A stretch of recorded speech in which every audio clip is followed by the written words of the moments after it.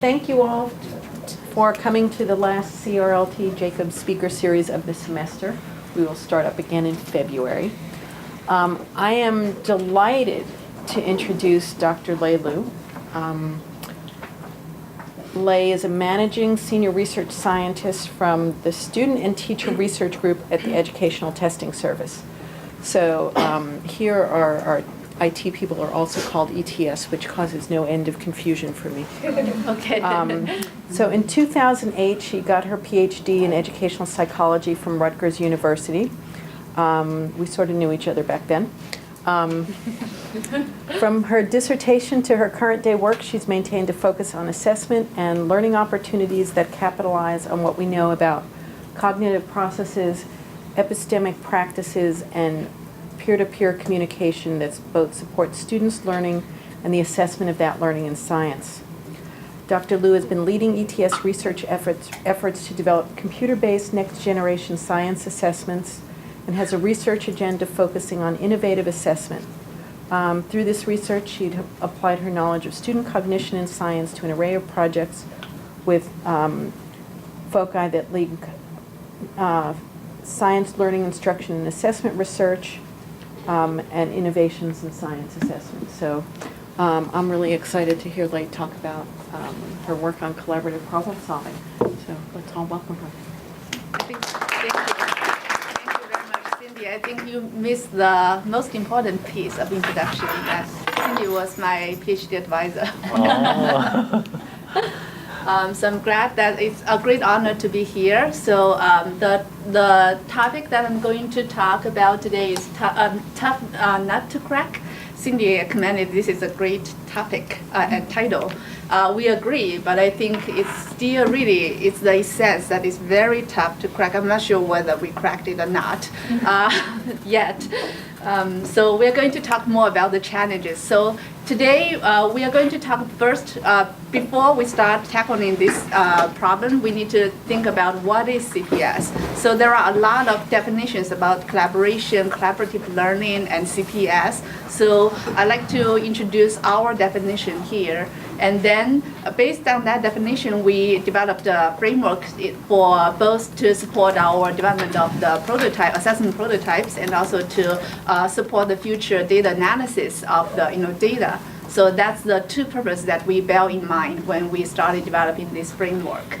And then we're going to talk about some study that we run with Amnon Turk participants, even though they are not real students, but the data is very interesting. And also Cindy and I actually, when we were at Rutgers, when we did the research, we found we did a baseline study that we found the middle school students counter knowledge versus the college students, or I think pre-service teachers students' data were not that different. So that's actually the evidence that I used to support the design of the study. That let's just go with the cross-sourcing data collection. And finally, like I said, we know there are a lot of challenges in this field. So I'd like to review some of the existing challenges and also the ongoing work that we are working on now to further crack the nut. So when we talk about collaborative problem solving, you can see from the term there are two pieces. One is collaborative, the other piece is about problem solving. So each piece is really broad enough already by itself. Now we are mixing these two together. That made it really a maze that how much work we need to really define here. So basically, we are saying that there are the two aspects. I think definition is consistent with the PISA definition, that there are two aspects. One is about the cognitive piece, the other is about the social piece. So in the cognitive piece, we would like to see how students really are solving the problem as a group. And then the social piece definitely is more about the collaboration piece. So these two pieces are always interwoven together, so it's very hard to disentangle those. As I was talking to some of you this morning, one of the biggest challenges is that many people, like at ETS, I was pushed to say, to develop scoring rubrics for collaboration piece. I was like, I can't do that. It's just hard to really say these students has a score of 1 or score of 2 of collaboration skills, because these skills may change. My assumption is that their skills may change by domain or by the problem that they're solving. So that's why in this definition we're saying these two aspects are really the most important piece that we need to pay equal attention to, like the cognitive and social practices. So in those practice, there are 2 or more peers interact with each other to share and negotiate ideas and prior experiences. So one of the best part of collaboration is that students can link to what they have learned before, what they have experienced before, and share with each other, and then build new knowledge together. That's our hope. But I think many times in our data we'll see that when we are talking about our dreams or our vision, the reality is always different. So when students share, they share the responses in assessment. So they will say, I select A, I select B, but they didn't really invoke, the assessment didn't really invoke them to say things about what they have experienced or why I pick A, why I pick B. So those are the things that we hope that we are getting from the assessment tasks. And also, in addition to sharing and negotiating, they need to jointly regulate and orchestrate behaviors and learning activities. When we talk about regulate, there are a lot of regulations at the social level and also at the cognitive level. So regulation, I think some of you might be doing research in the field about self-regulation or peer regulation or group regulation. So you will see there are a lot of tiny pieces that students need to work on to think about where we are, what kind of questions we're asking here, we're answering here, and how far are we towards our goal of getting that question answered. And then how should we adjust their steps or adjust our process so that we can achieve more in the process. So there are a lot of orchestration there and also, of course, in collaboration, there will be some social level of conflicts. Like some people would say, because I talk more, and so I will just put C as the group response here. So that way there will be some social level of negotiation to see, what's the reasonable response as that we should put as the group response. So these are basically some of the big categories that we include in the definition, also guide our development of the framework, which I will show in step by step later. And finally, the last piece is about the apply social strategies to sustain the interpersonal exchanges to solve a shared problem.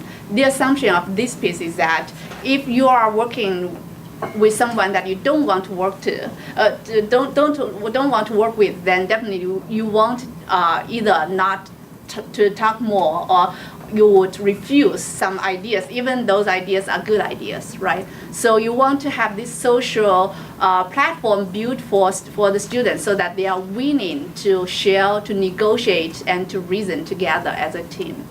So this seems to be like a very simple definition, but when you actually start thinking about that, there are a lot of meanings under that. So to be able to do that, we developed the CPS framework to further elaborate what we mean by each of those categories in that definition. And also we are using this framework for our assessment development and also for our data analysis. So there are 4 big categories. One is sharing, second is negotiating, and then third is regulating, and last is maintaining. So for sharing, it's basically about how individual group members bring divergent ideas into a collaborative discourse. So here we are talking about people are sharing what their thoughts are, what their ideas are, no matter it's for learning purpose or for assessment purpose. And then for negotiating, this is more, in my view, I think the negotiating and regulating are more advanced level of categories in the CPS framework. So for negotiating, it's about how collaborative knowledge building occurs through team discussion, debating, and arguing. So after students share their own individual ideas, then they need to merge these ideas and also adapt and accommodate each ideas and see how they can come up with a group idea, right? So there will be some difference. There will be some differences to be discussed, or conflicts even to be discussed here through the negotiation process. And then the third category is called the regulating. So here this is basically what we talk about, the metacognitive process. So that students really need to think about, reflect on what they have done so far and where they're heading for and how far they are from there. Are there any problems in the past experience, or how should we resolve that problem? So these are the regulating piece. And finally, the social piece, which is about the maintaining, how content irrelevant social communications occur, which have an impact on the group work. Like we said, we want to have a good environment for collaboration. Then this piece is very important too.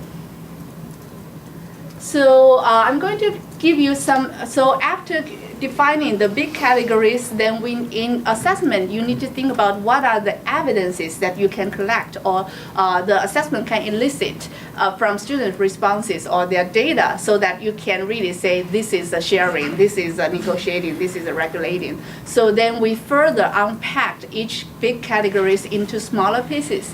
So for example, for sharing, we have some in assessment, particularly these are for the assessment context. So we are saying that there are there could be some, there could be sharing of the individual responses like A, B, C, D, or, some open responses, open-ended responses there. And also they could be sharing resources too, like in the assessment that the examples that you're going to look at is computer-based, so there are different resources that students can pull in to support their argument. So the students can also share those resources as well. So here is one very simple example, like A thoughts, I pick A as well, A sounds right. So that's a very superficial level of sharing, where they basically sharing the responses, right? And then for negotiating, I have to say that, for the negotiating ideas, I was not able to find a lot of deep level of negotiation in the examples. So example that you saw here could be, you could see, that's a very common negotiation excerpt that we could find from our data. But when you look at the sub-level of these categories, there are many different subcategories, like express, agreement, disagreement, and then providing rationale for agreement or disagreement, and request clarification, elaboration or rephrasing someone's ideas, or identify the cognitive gaps or cognitive complex there, or revise one's own ideas. Those could be all in the process of negotiating. So in our data, most of the time we saw people were saying expressed agreement or disagreement, some low level of the rationale elaboration, but then it's very hard for us to find other evidence is there. I'm not saying that they don't exist, we should remove that. Then some people actually suggest, should we remove those subcategories? I said no. By theory, if we give them enough time and if the activities is engaging enough, we should be able to see that. So it's really the issue with the prototype, not the issue with the framework. So we still list there, but again, I hope that we can find more better examples in the future. So here, the example that I chose here is that I chose B, I did too, but I'm not positive it's not C. I almost chose C, but I realized that is the last step before eruption. This is about the volcanic eruption assessment prototype.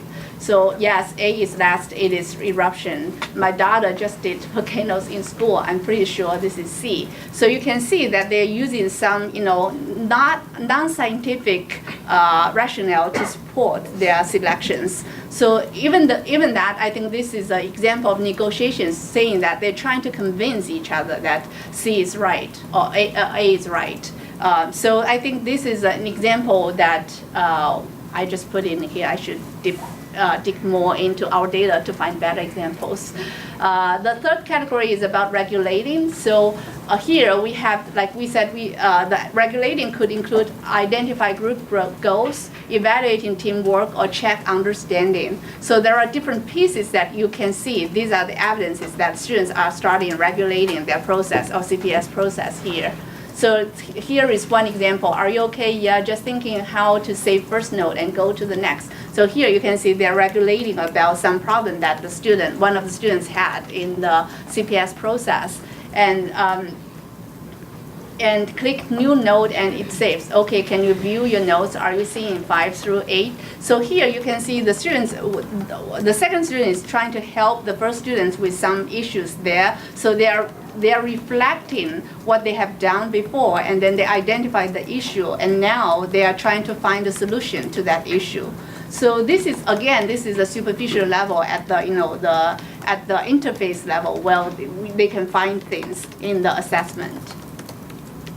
And lastly is about the maintaining communication. This is to capture content irrelevant social communications there. And again, there are some, we have more bullets than these two selected here, but again, these are the two commonly found categories in our data, like use socially appropriate language, which I think that's one concern that many teachers have. If we use CPS in classrooms, they are afraid that students will use inappropriate language. How should we tackle that?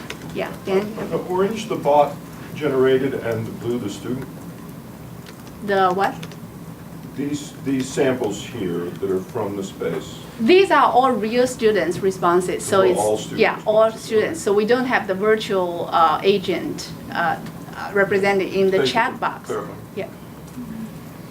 And then we also sometimes, nowadays, many students use text symbols to express emotion. Like they will put a smiley face or, sad face there. So just to show their emotion. So we also categorize those into maintaining communication category. So this is the basic structure of the framework, but then if you're interested, we can definitely send you the full version of the framework. I think Adina has that already, right? So we can, so you can see that there are up to, I think in total we have 33 subcategories within that. I know Cindy was smiling because the coding will be quite challenging for us. We'll talk about that later when we talk about the actual study. But I think that it's necessary that you need to really describe the framework into the fine-grained size so that you were able to identify, what evidence those are for which category. So based on this framework, we came up with some design principles for the assessment prototype. The first, I think, is also the basic principle is that we need to maximize the natural collaborative process to co-construct knowledge. So before, one of the things that we have tried earlier is that we don't have the chat box for students, but rather we only have the students to talk with virtual agents.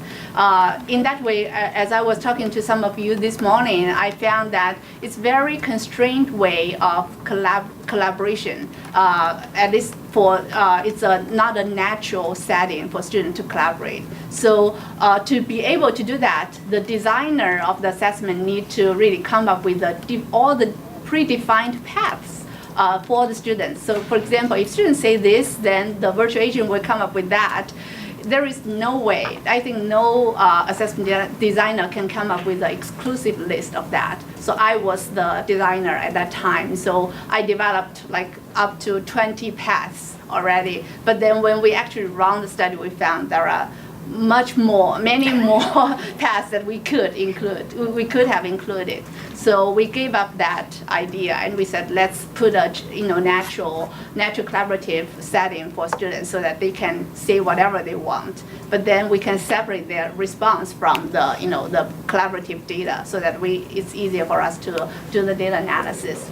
So to do that, in addition to just to help them to collaborate or to talk to each other, there are other ways that they can collaborate too. So for example, this morning, a lot of us were talking about the modeling practice. So when students draw, we can, instead of having individuals draw themselves, we can ask them to draw together. So you can have students to have a shared workspace where they can draw at the same time. Or if you want to disentangle individual contributions, you can have students to take control, one student take control at a time, so that there won't be too messy for them, like I just added that and then you remove that, right? So that's another design principle that we added here.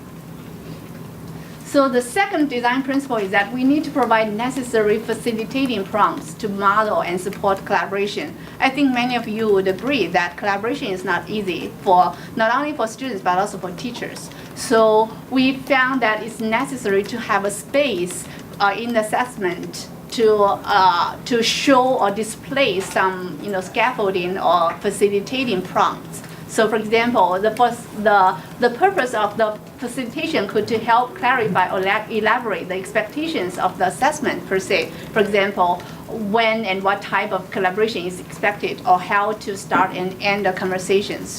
In the computer-based space, students need those instructions as the basics. And then we also need to promote equal opportunities of information sharing and negotiation among partners. Many times, students will just provide responses there without providing any negotiation or rationale or reasoning there. So in our assessment, we developed a process like the 4 steps of prompts in the assessment prototype. One is that we ask them to submit individual responses. So everyone, that's at the individual space, everyone do it by themselves. And then the second, they started to share individual responses and negotiate disagreement and regulate group work. And then the third step is that the participants can revise their initial steps, and also at the third step, they are at the individual space again. The last step is that the system will randomly select one participant to submit the team response. This is the place that we have a lot of debates within the team. So should we really put it random, or should we have the team to decide who should represent the team to submit the team response? So I think we didn't have a consensus response. So for now, we're using the random selection so that it's fair for the team members. Everyone got a chance to submit. But again, we found that the problem is that the submitted response don't necessarily represent the team response. So that also, when we started interpreting our data, we had that assumption, or I would say maybe the weakness of the design in our mind too, that when we say this is team response, are they really team response?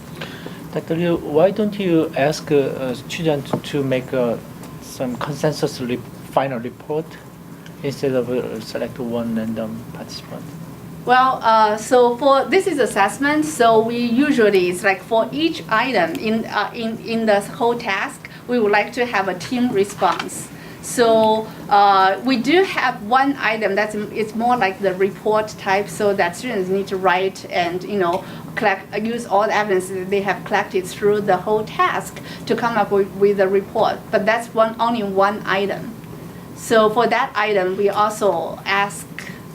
It's random, but then again, when the representative student were submitting the team response or team report, all other students were able to view and also add in the chat box to say, you should do this, you should do that, you should add that. So it's sort of collaborative, but it's not natural collaborative.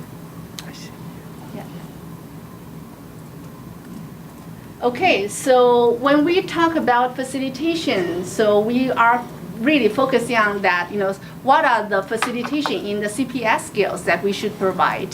So there are several, so we found that different groups demonstrate different CPS skills in their collaborative interactions. So we did a comparison study and found that negotiation actually had impact on the CPS results and was the most challenging CPS skill. I think that's not new in the field, and many people that we know, I think many research has shown that the same conclusion. But then how can we really scaffold that? Should we scaffold all pieces in negotiation, or should we be more strategic about what piece of the negotiation should we provide scaffolds for? So we found that most students were not familiar with the negotiating skills and particularly the advanced negotiating skills. For example, so when we then we further defined the negotiation skills into like 2 groups: basic level and advanced level. The basic levels are basically making a judgment about agreement with each other, or expressing uncertainty and requiring repeating a statement.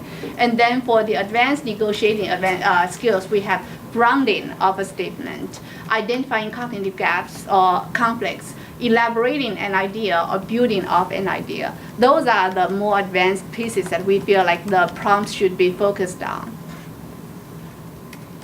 And then for the study, we, Joshua? Sorry, before you move on, I was wondering if you looked at all at prompt type, because I would have guessed that maybe you'd see a lot more negotiation in the essay or the research report and very little in a multiple choice, especially if they, the students look at it and immediately reduce the options to 2 letters, right? And all your Right. samples, before you had them saying, no, it's not C, I think it's D. Right. So do you see some of that more advanced negotiating skills in the research reports where there's a much more open space to? That's actually exactly one research study that, or question that we were exploring. We were looking at the item types in the assessment to see whether the item types actually impact students' collaboration. And it is true that we found that for more open-ended item types, there are more collaboration, more advanced skills shown in those item types. But again, we feel like without prompts, students still need, they still not good at those. Yeah. But I think we do found that the more difficult the item is and more open-ended, the better collaboration we see. So that's actually something that we were discussing internally, that we should really come up with a collaboration-worthy type of problems in assessment, not just put all questions in the collaborative mode. Yeah. That's a great question. So for our study, we used Amazon Turk, mechanical Turk for crowdsourcing data collection. So basically, I think it's very in reality, I think the motivation is that we can save some money for the for recruiting and participate for the participants found. But also, I think we can collect a lot of data in a short time frame.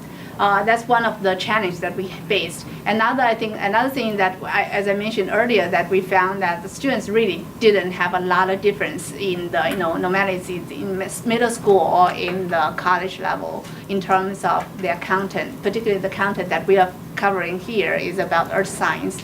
So we decided to go with this route, so that because at ETS, ETS has a lot of psychometricians there. So whenever we come up with a study design, we say we need this, like over 1,000 of data sample to be able to run this analysis. So we said, okay, let's do this. So we collected 1,500 participants, and also there are 500 individual for the individual version, and then 500 for the dyad level version. So we want to compare whether the first assumption is that we think collaborative problem solving can improve student performance. So that's the first research question that we explored. And the answer is yes, and it's very confirmative that we found no matter what the group structure was, or no matter which group the students was in, the team response was much better than the individual responses. And then in addition to the CPS data, we also collected general science knowledge test so that we can control whether the content knowledge actually impact their collaborative process. And also we have some background information questionnaire to see what kind of personality the students have. This is a very validated questionnaire that we have been using. And then we also have a short version of the personality survey, which is only 10 items. I always hold my judgment about the validity of this survey, but my colleagues convinced me that this has been validated enough in the field. The TP, which I don't know how, maybe some of you know about this survey, it's basically 10 survey items to measure 5 facets of personality. Collaboration is one of them. And also we have after collaboration survey to see how students' perception was about their collaborative process. So we have all this data together to come up with a psychometric model to see how collaborative process goes and how that impacts students' outcome in assessment. So in total, we have about 40,000 lines of conversation. It's not really a lot. Well, I think the absolute number looks big, but if you think about there are 500 dyads and also there are like 15 items, it's really not a lot. Like each item, we have like 10 to 15 turns of, the turns of collaboration conversations there. And then we did the discourse analysis, of course, and by coding. And it's amazing that we did all human coding for all the data, which I told my group that I won't do that again. Because I thought I quit human coding already when I graduated within this program. Yeah. Can you talk a little bit about how you actually recruited the people on Mechanical Turk and what you Oh. paid them and that sort of thing? ETS, we actually have our own pool of the Amazon Turkers, so that we have some evaluation about how well they were doing or how serious they were in responding to those surveys. Because for Amazon Turk, there could be someone who just go there even there are some machines doing the responses there. So we want to make sure that we have a good, serious participants there. So we are using our own pool. So they paid for the participation.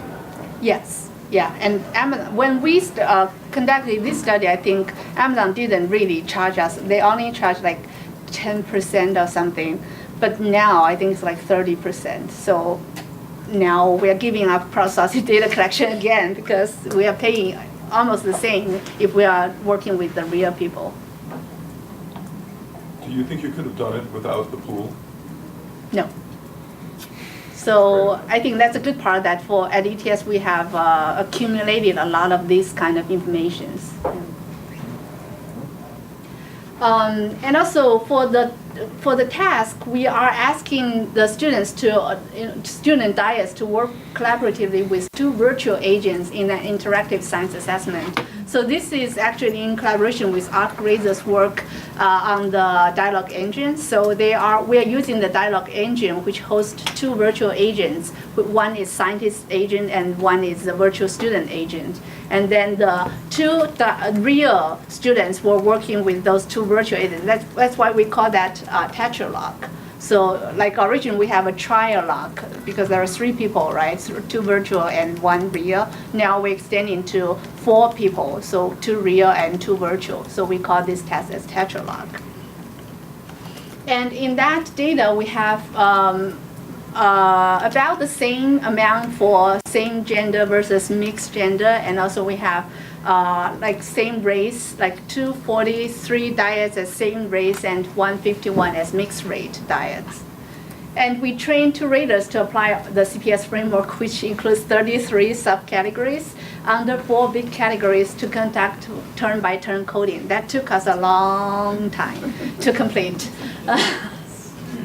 And also we got the reliability kappa as 0.675 at the subcategory level, which is really great to me. But when we brought this number to the the psychometricians, they said, "Can you improve that?" I said, "No, we're not doing that." Yeah. So I think anyone who has done this kind of coding, you should realize how hard, how challenging it is to reach like 0.8 kappa at the subcategory level. So we found that like the first assumption is that we think the team will outperform individuals, and we confirmed that. As you can see from the graph here, the blacks are the black is the team responses. The blue is the team individual revised, meaning after discussion they revised their individual responses, and the green is the team individual initial, and then the red is the single version where they don't have any collaboration going on. So you can see that the blue and black are way better than the other 2.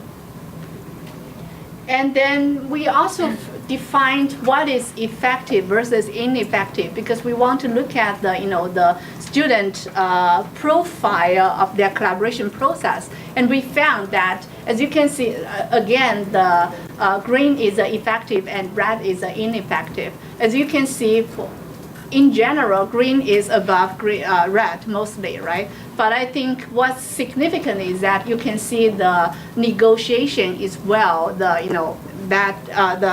really distinguish the effective versus ineffective groups. So when we define that, then again, I think some of you were thinking, what is effective, what is ineffective? So again, that's a debate that we had internally. So we said, okay, let's be objective. That effective means there are positive impact on individual performance if you look at the outcome. So meaning the revised individual responses is always better than the initial responses. And then effective means there is no impact, or either the same response or even negative. So meaning they were right, but then they revised to the wrong responses. So that's how we define that. But again, it's not really defining effective process. So we just want to stress that this definition is not trying to define the quality of the process. And then we also use the bi-grant analysis to see how, when we talk about collaboration, it's always like a set of collaborative skills together, working together will make a difference, right? So here we used actually some of the natural language processing techniques, which they call unigram and bi-grant analysis. So here, by looking at the bi-grant, basically we're looking at two sets of skills to see what kind of combination really help them to make some achievement in terms of outcome. And we found that if you look at the graph, you can see the shell actually showed it seems like the ineffective groups, they demonstrated more shell and here. Can you see the arrow here? Mm-hmm. So that shows actually if you keep just staying at the sharing level, it doesn't really help a lot in terms of their outcome. But if they do some share and then negotiate, or negotiate and then some sharing, which were demonstrated more in the effective groups, we found that kind of combination makes more sense to interpret the difference there. So here the effective collaboration and ineffective collaboration is the group. The right? group, yeah. Okay, yeah. so you separate the group. Yeah, we separate the group and compared their collaborative profiles to see what actually supported this kind of distinction between these two groups. And then we also looked at the item difficulty. This is what Joshua mentioned earlier. So we found that more difficult usually is the more open-ended is more difficult. So the item difficulty also impact the amount of collaboration. So you can see the difficult item elicit more collaborations. That's a very clear trend here. And then again, this is a very messy graph. So this is the fire that we're using different colors to indicate different teams, individual teams. So there are basically about 500 teams here, right? So you can see what kind of, we're using colors to represent the CPS skill at the four big category level. So we want to see if you click one line, then you will be able to really tell, what kind of skills they can show. I personally is not a big fan of this graph. And then we also looked at you did the word cloud analysis to see what kind of tags were standing out in different categories. As you can see, for sharing, you can see a lot of like CB and think data, right? And then for negotiation, there are like agree, yeah. Yep, okay, so this is agreement. So it's at very superficial level. And then also regulating, there are good, note, think, look. So one sound. So these are some of the standing out tags. And also for maintaining communication, you can see hi, laugh out loud, and then thanks, haha, hello, those kind of things. So it really maps back to the framework that what students were saying. So I think it's a confirmation of the coding process. Like our coding is not quite off, right?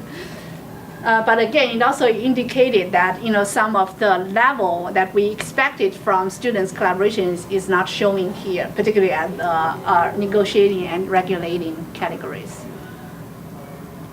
And then we also, at the as I mentioned, we collected the personality data as well. So we want to see whether personality had an impact on students' collaborative performance. And we found low agreement, which is one of the the question in the TP personality survey. We found that low agreeable dyads achieve bigger collaboration effect, which I think makes sense in the sense if they are willing to challenge different ideas, there might be more negotiation or regulating there. And finally, we also look at the individual collaboration patterns, and we found no matter what level your partner's general science knowledge are, you always gain. So meaning the collaboration in general is improving the individual performance. And also, but you can gain more if collaborating with a partner who has higher general science knowledge. I think it's interpretable, but I'm not sure whether that's the conclusion that we would like to draw here, because particularly if we're thinking that thinking about the ZPD theory, we would really think about if how high, what's the upper limit, what's the lower limit there. But again, I think that we haven't found a way to quantify that yet. So the conclusions is that CPS framework is so we think it's a useful tool to guide the test design. So for example, we would like to maximize the natural collaborative process and also provide necessary facilitations. And also we found it's a useful tool for us to start thinking about discourse analysis. But again, one of the preliminary results that we have so far, I think it's more confirmed results, is about the role of negotiation in the process. And also sharing without negotiating doesn't lead to effect.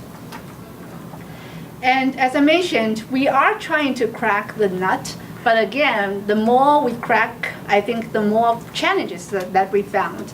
One is that there are two different kinds of challenges. One is at the scientific level, one is at the technological level.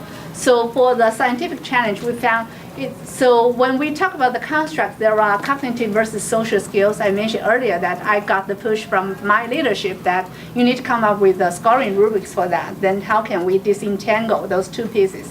That's one challenge.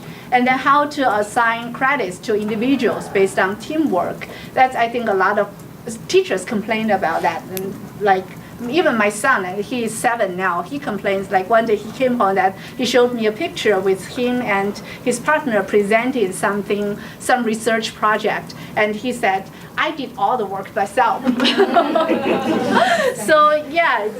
I said, how about your team score? Well, he said, it's good, but I did all the work. So you can see that he said he thought it's not fair that he did work, but the team got all the credits, right? I think that's another issue. I think I'm not sure whether there is a solution yet in the field. And also, when we talk about CPS, that's another big debate that we had at ETS. CPS is that a domain specific or domain across domain. So we feel like because I'm doing most research in science domain, so I feel like it's domain specific. So it doesn't make sense to generate a score for collaboration only without the content. So, but I think some people may carry different ideas. And also there are a lot of confounding factors like personalities, gender, culture, those stuff. That's why when we do analysis, we need to really consider those confounding factors. And also, again, for any innovative assessment, there will be reliability and validity issue. So I think we need more research in that line. And also technological challenges. Then I think there are many basic requirements. Like if we want to have collaboration, what's the platform? Particularly nowadays, most of work was computer-based. Then what kind of computer-based platform can we use to allow multiple people to work collectively? And also, they could have sharing the same or equal opportunities to share.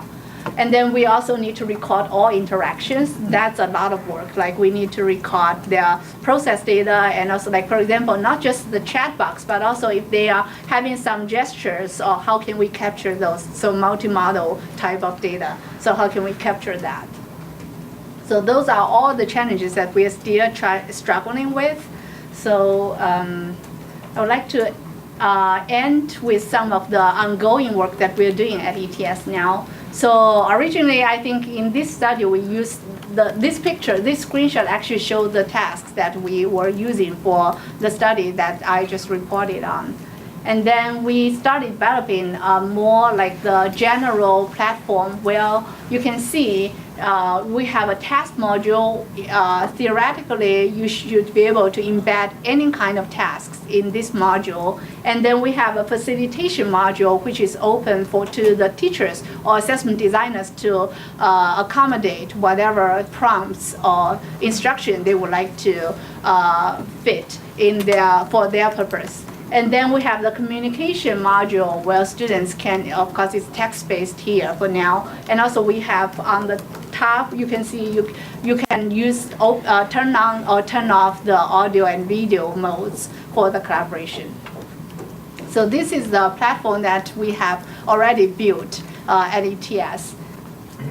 And also, in addition to the front end, we have the analytics, learning analytics in the back end, where we support some of the automated feedback and also some kind of analysis of the process, a real-time analysis of the process data. So this is the real-time intelligent facilitation that we have been building now. So this is the work that I've worked with my colleague Jiangang Hao, and he is really the tech person. I provide all my my idea theorist dreams to him, and he realized for me. But of course, many times he would say no. And you can see that from here, the system can really identify that who is talking more and who has been dominating the talk, so they can prompt instead of penalize the person who talks more. The system is trying to remind the other person to say you need to get more engaged in the conversation. So that has been automated. And also, this is the Mockup version that we were thinking of building a teacher dashboard in one of the NSF proposals that we wrote. Well, we are hoping to provide a dashboard for teachers so that they have a sense of where the problems are in terms of the collaboration and in terms of their content learning. So as you can see, there are two types of graphs that we can show to the teachers, like for the collaboration. If there is something really going wrong, then the red button will flag the teacher. And also we have the content learning, which is based on learning progressions, and the students we can also flag teachers when there are issues, big issues for most students in the class. So these are some of the things that we have been continuing working on. But again, as we say, the more work that we have done, the harder the nut we found it is. So I hope that we can work with you guys together too, and everyone in the field to crack the nut together. Thank you.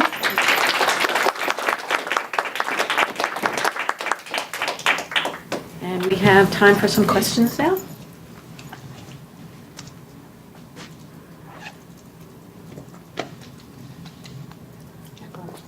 I'm curious about the gender you mentioned earlier. Have you ever followed up with the analysis, like the differences, the collaborative patterns, or the pathways for students throughout the whole environment by gender?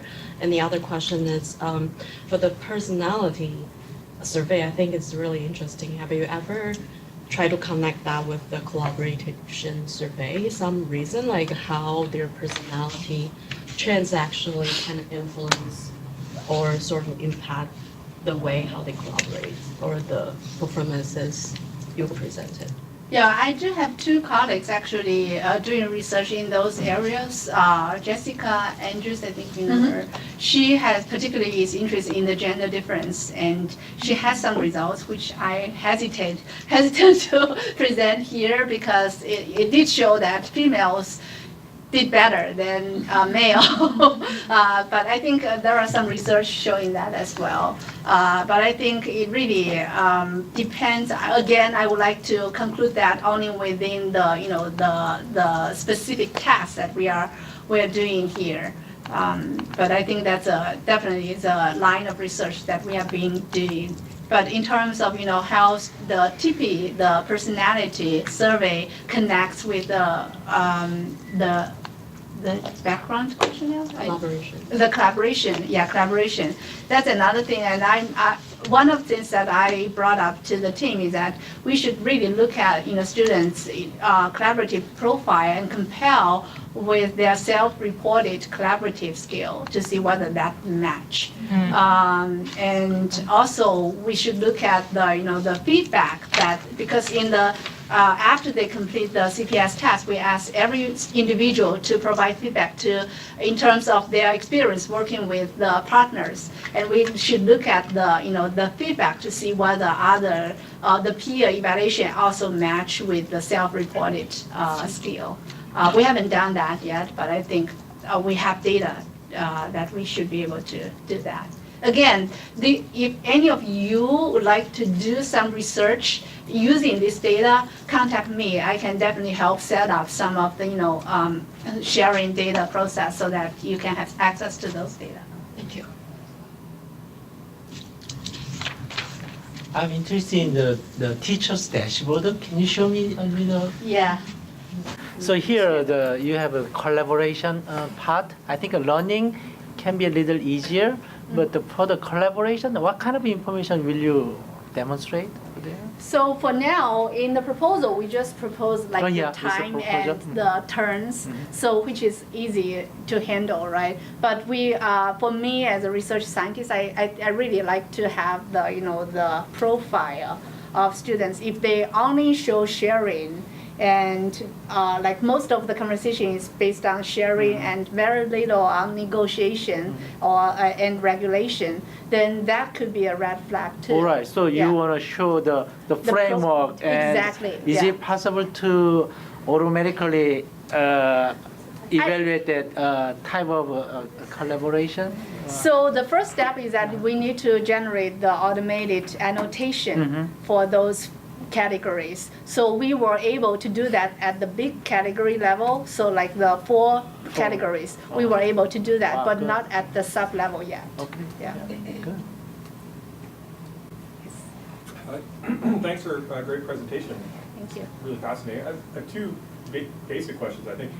The CPS model, why did you choose to create that dimensional model rather than, say, rely on something already in theory or research with collaboration? And then my other question was, what is, I apologize if I missed the context, what is EPS hope to be able to measure with this kind of tool or to use this kind of tool for? That's a good question. So when we started this, we looked at the PISA framework. I think, Cindy, you know that it's it's a matrix of 2 dimensions there, like problem solving and the collaboration. So it's really hard to actually execute that kind of framework in the actual data analysis. So we are hoping that so when we had the discussion, we said we need to come up with a new framework that's actionable in terms of the data analysis and also data coding.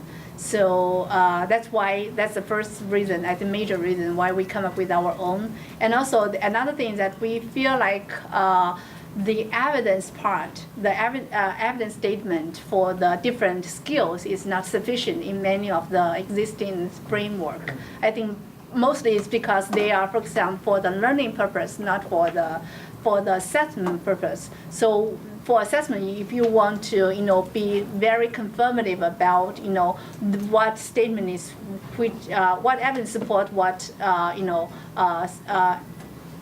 performance, then we need to elaborate that. That's another reason that we started elaboration of our own framework there. And in terms of your second question is about what ETS is. What this is ultimately would be used for in a practical sense.